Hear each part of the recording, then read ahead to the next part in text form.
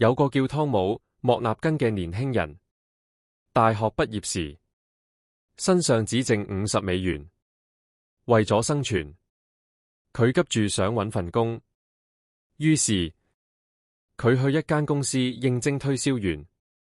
面試官同佢講，做推銷一定要識開車，你不如先去考個車牌。而$50其實剛剛好夠佢報考駕照，但湯姆最後冇選擇考車牌，結果佢只能離開。行喺街上時，佢突然發現中午一到，好多辦公室白領都衝出嚟搵食，附近餐廳全部爆滿。嗰一刻，佢腦海突然出現一個念頭，與其用$50去考車牌，不如試下做披薩賣。於是佢拎住人生最後$50去買材料，返到出租屋，自己研究點做披薩。第二日，佢整咗30個披薩，用手推車推出街賣。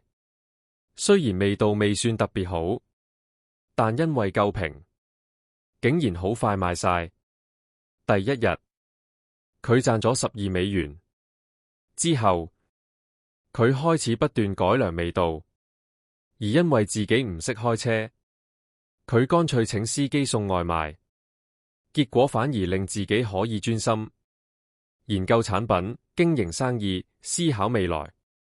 生意越做越好，短短幾個月，佢已經由出租屋搬去繁華地段開鋪。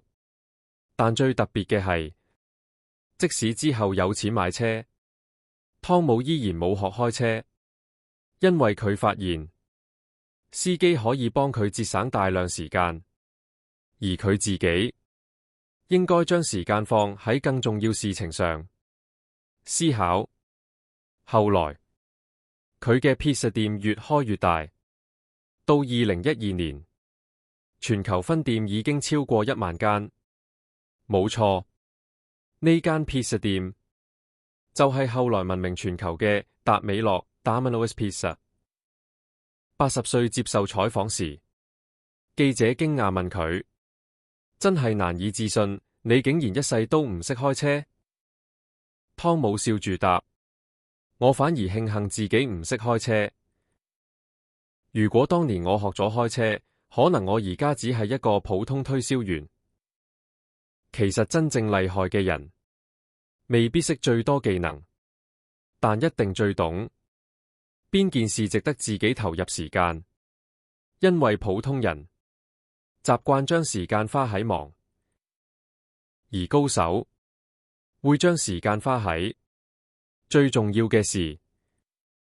格局入面曾經講過，一個真正有見識嘅人，能夠看見事情背後真正嘅機會。因為人嘅精力始終有限，真正成功關鍵從來唔係每樣都做，而係懂得將最寶貴時間放喺最有價值嘅地方。